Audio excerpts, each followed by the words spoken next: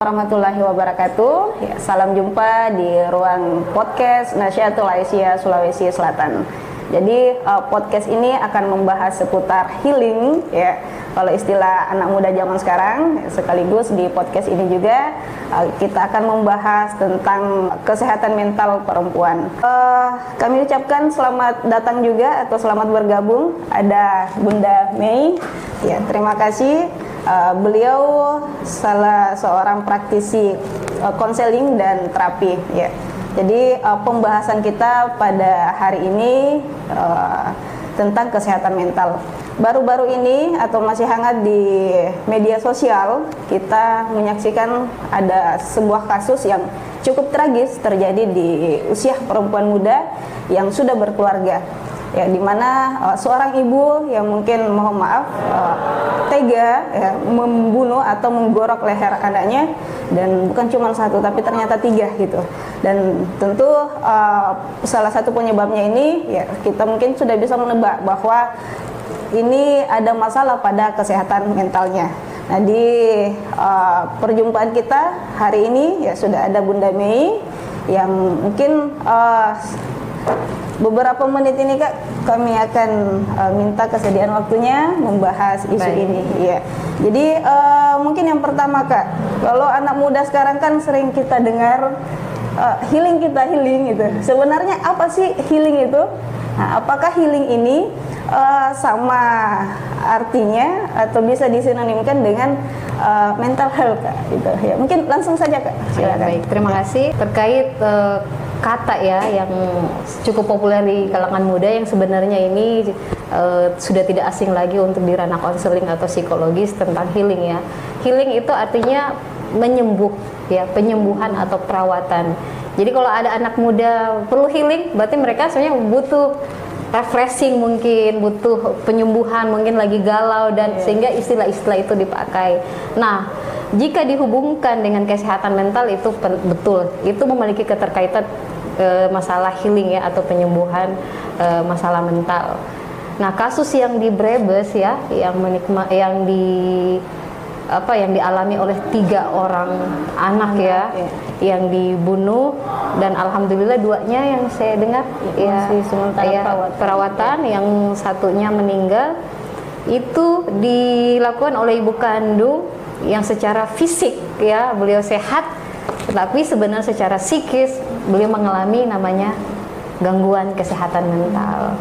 Nah, gangguan kesehatan mental ini harusnya sudah ditahu ya sejak dini ya, sebelum kita mengalami. Jadi ada beberapa fase stres itu masih namanya gejala ya. Kalau orang sedikit-sedikit stres gejala. Kalau sudah depresi berarti sudah mengalami gangguan. Nah, kalau sudah divonis namanya sakit mental, itu sudah berarti sudah memang sudah parah ya, Kak? Parah itu ya, sudah ada penanganan medis biasanya sampai dirawat ke rumah sakit jiwa. Nah, jangan sampai ini ibu sebenarnya sudah mungkin pernah mengalami gejala, tetapi ini tidak disadari oleh dirinya dan suaminya, sehingga tidak ada proses pencegahan. Nah, perlunya ada namanya pencegahan sebelum mengalami gangguan psikologis atau sakit seperti itu. Iya, mungkin suami mungkin juga perlu peran ya Kak ya. Dan selanjutnya, pentingkah peran suami di sini dalam menjaga kesehatan mental gitu dalam keluarga ini? Sangat penting ya, karena dalam sebuah pernikahan, tujuan pernikahan itu yang pasti ditanya adalah untuk apa? Mendapatkan kebahagiaan ya, untuk mendapatkan surga dunia dan akhirat. Itu pasti ya, ketika ditanya itu umum sekali dijawab. Namun kadang fakta gitu kan, realita dengan harapan itu tidak sesuai. Nah, ini kadang-kadang menimbulkan stres. Nah, stres ini biasa pemicunya atau faktor itu biasanya dari bukan nanti saat menikah. Saat menikah kan biasanya seorang wanita berharap dia bahagia, karena pada masa kecilnya mungkin dia tidak pernah merasakan bahagia. Jadi ketika menikah dia berharap itu ada kebahagiaan. Toh ternyata tidak dapat. Nah, kalau saya lihat, ini saya belum bisa menyimpulkan ya. Saya lihat dari kata-kata ibu ya, ibu yang di Brebes ya, Ibu Kanti ya kalau tidak salah, beliau katakan anak saya tidak ingin anak saya merasakan sakit yang seperti saya alami bertahun-tahun, berpuluh-puluh tahun. Iya. Jadi berpuluh-puluh tahun otomatis sakitnya itu, penderitaan yang dirasakan itu bukan saat pernikahan, tetapi pada masa sebelum dia menikah. Berarti ada hubungannya dengan pola pengasuhan. Mungkin mengalami namanya luka batin pengasuhan. Apakah yang asuh beliau adalah orang tua sendiri, ataukah tante, ataukah nenek, Allahu alam. Ya, jadi mungkin itu terakumulasi, sampah emosinya tidak terbuang, malah bertambah ketika menikah, akhirnya jadi toksin, racun buat dirinya. Nah itu, kalau sudah jadi racun, sudah tidak berfungsi akal sehat, mata hati pun tertutup, yang adalah menurut dia adalah apa yang dia lakukan itu adalah benar. Iya. Itu yang terjadi. Nah, ini kalau kita lihat dari kasusnya, ini perempuan ini seolah-olah ada bisikan kayak gitu. Iya. Bisikan gaib gitu. Gaib. Iya. Nah, dan di sisi lain juga perempuan ini kan sebenarnya ya di media sosial banyak yang berkata perempuan ini dia sudah mandiri dari segi ekonomi itu. Bisa dilihat dari pekerjaan beliau sebagai mua itu. Mua itu kan ya salah satu pekerjaan yang menjanjikan lah di era sekarang ini gitu.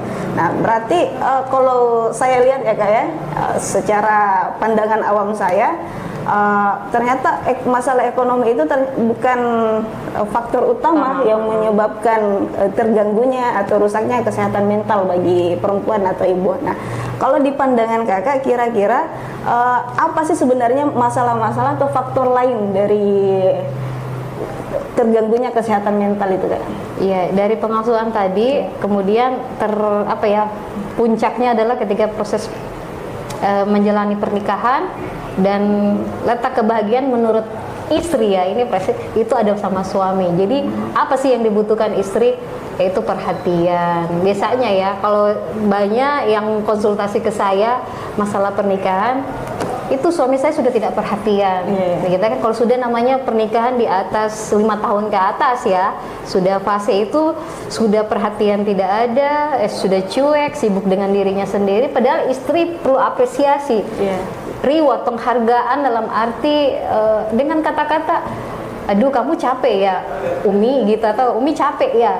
Padahal itu sederhana, tetapi itu suplemen sebenarnya untuk kesehatan mental para istri. Bayangkan istri lagi capek dan suami hanya mengeluarkan kalimat Umi capek ya.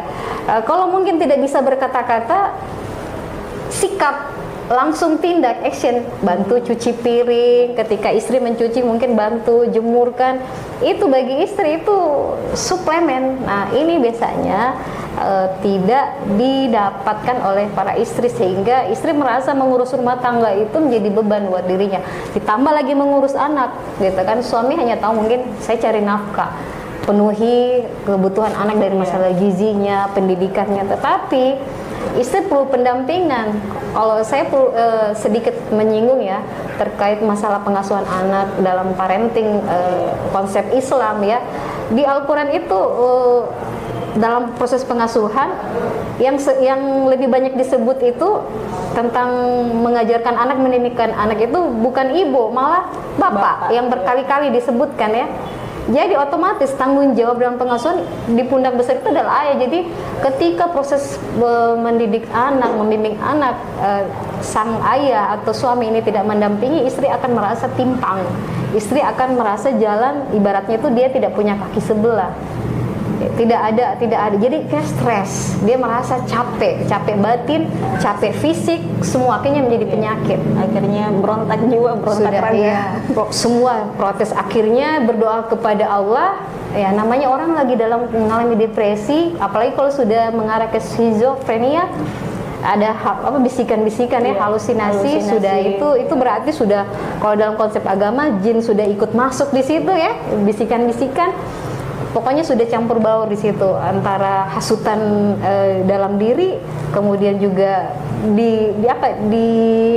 support oleh jin betul atau syaitan sudah. Akhirnya apa yang dilakukan itu adalah pembenaran. Makanya kalau kita lihat sekilas raut Senyum. wajahnya, Iya. senyum bahagia, Tidak ada seolah-olah penyesalan. bebannya itu sudah lepas gitu. ya.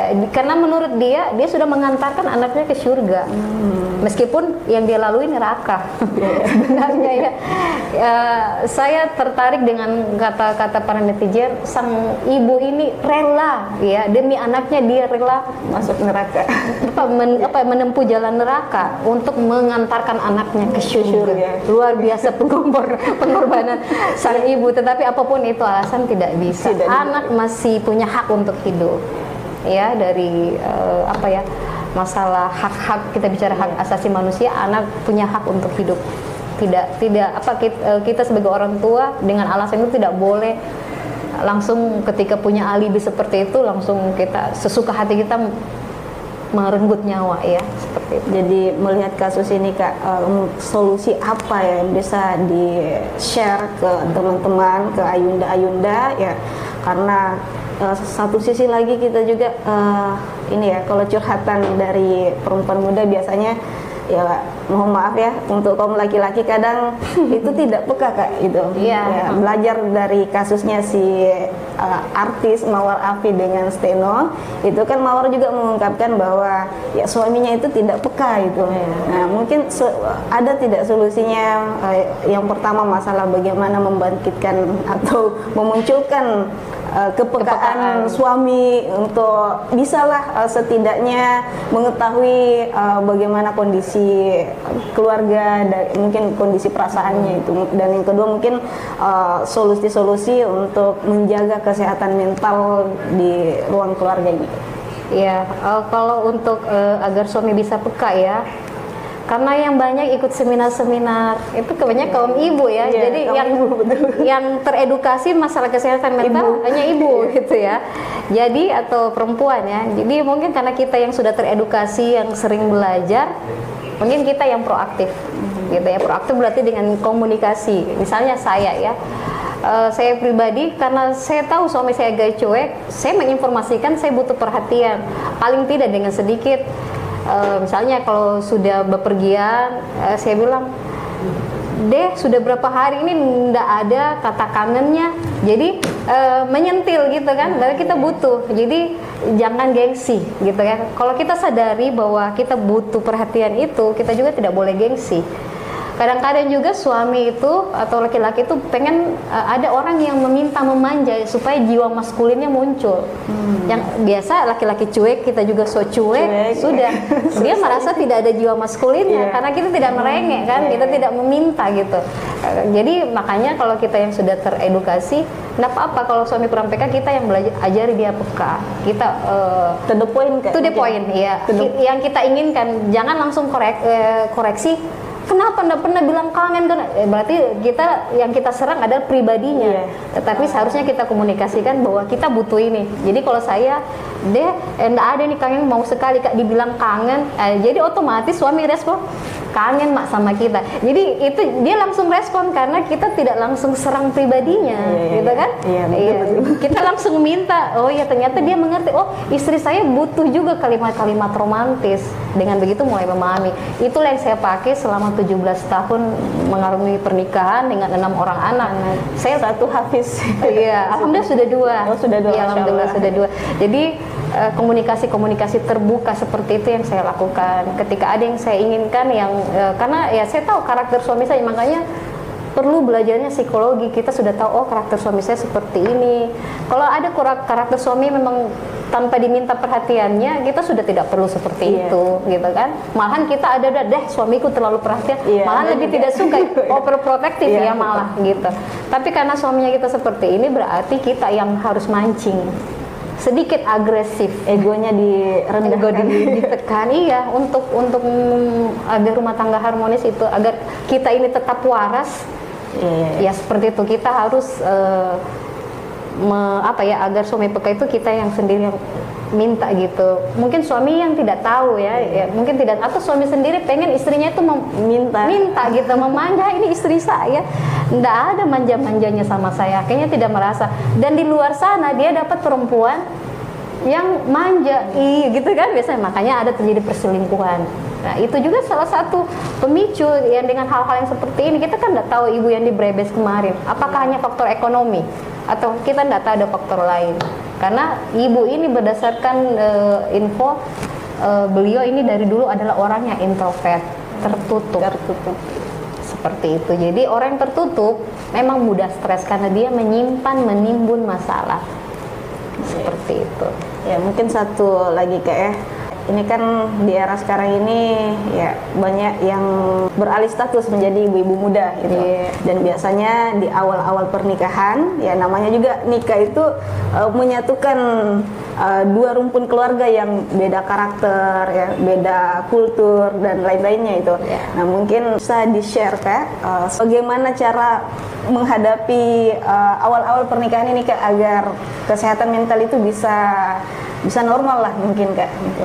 Ya, kalau berdasarkan dari pengalaman dan juga dari literasi ya, literatur ya yang ada, kalau berdasarkan literatur kita harus punya visi misi yang jelas dalam pernikahan. Kalau kita mau mengajar mahasiswa ada kontrak perkuliahan. Jadi berarti sebelum nikah harus kontrak dulu kan? Iya, ada ibaratnya itu kita menyatukan visi, apa tujuannya kita, apa yang kita tidak suka, apa yang kita tidak inginkan. Nah, saya dan suami memang itu kita bicara di awal. Gitu kan, termasuk konsep poligami, setuju atau tidak, itu sudah dibahas di awal supaya itu nanti kemungkinan itu kita sudah bisa tahu kalau ini terjadi, ini harus kita hadapi karena kita sudah punya pembicaraan di awal gitu kan. Itu salah satu meminimalisir.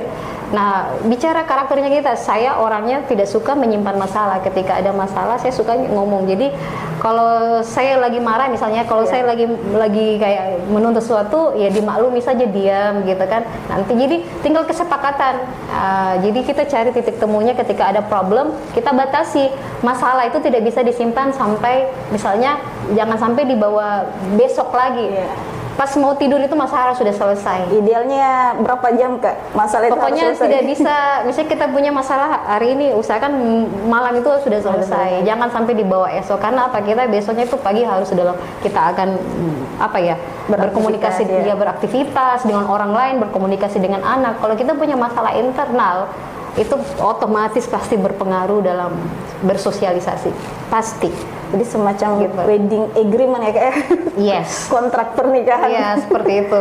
Ibaratnya ada pembicaraan di awal gitu kan ya. Artinya meminimalisir ketika ada problem-problem pernikahan, apa sih yang harus kita lakukan? Seperti apa? Jadi gitu. harus sharing lebih awal Kak ya. Seperti itu. Ya, jadi saya kira ayunda-ayunda yang sempat menyaksikan podcast ini ada hal yang menarik yang dapat kita pelajari ya.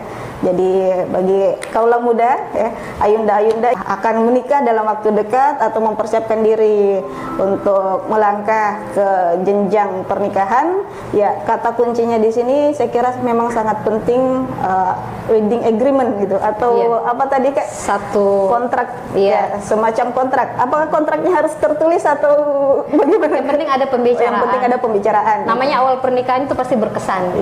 Ya. Misalnya kan kita nikah hari ini, akan nikah malamnya itu kita ngobrol ya. Itu momen yang tidak akan terlupakan, bersejarah gitu. Itu pas sekali itu ketika omongin masalah itu. Iya, jadi ya memang perlu ya. Pokoknya hal-hal yang disenangi, tidak disenangi, keburukan kita atau kebiasaan kita yang kita anggap kurang baik, yang mungkin perlu juga kita sampaikan ke calon suami ya. Perlu. Calon suami juga ya perlu menyampaikan ke calon istri bagaimana karakternya, dan intinya ya perlu saling terbuka satu sama lain Kak ya, gitu. Karena memang pernikahan yang satu hari pasca nikah kalau tidak dibarengi dengan kesepakatan biasanya rawan Kak ya, gitu. Kak, saya dengar juga ini banyak kasus ya, di usia pernikahan 1 sampai 3 bulan itu katanya masih harmonis itu.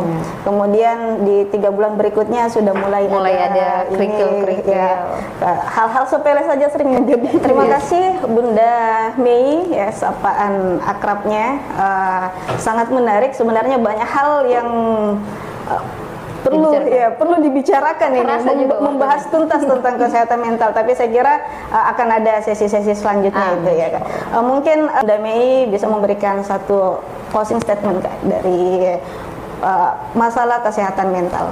Ya, baik. Intinya mungkin saya lebih berpesan ya kepada para suami agar istrinya tetap waras ya, agar kewarasan ibu ini tetap on ya, bawa istri kalian ini ke jalan Tuhannya ya, atau kita muslim itu ke jalan Allah.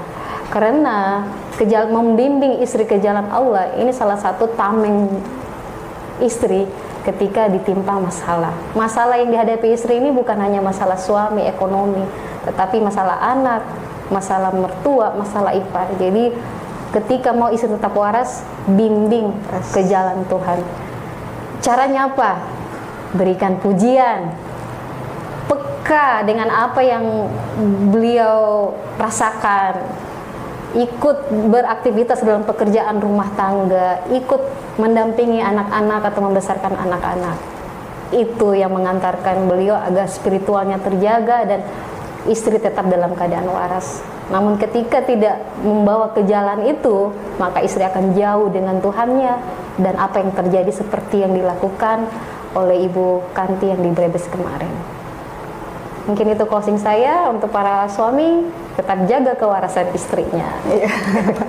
Ya, terima kasih Bunda Mei. Ya, jadi ayunda-ayunda sekalian yang sempat menyaksikan podcast ini, jika ada hal yang ingin ditanyakan di sesi selanjutnya, kami akan membuka ruang Q&A. Ada mungkin beberapa pertanyaan bisa di-share melalui kolom komentar. Ya, saya kira berkomentar juga perlu waras ya itu. Ya, saya kira demikian untuk pertemuan hari ini. Sekali lagi kami ucapkan jazakillah Kak, dan jazakumullah khairan kasira untuk seluruh tim yang membantu ya. Intinya salam waras ya, albiru manittaka fastabiqul khairat. Assalamualaikum warahmatullahi wabarakatuh. Waalaikumsalam warahmatullahi wabarakatuh.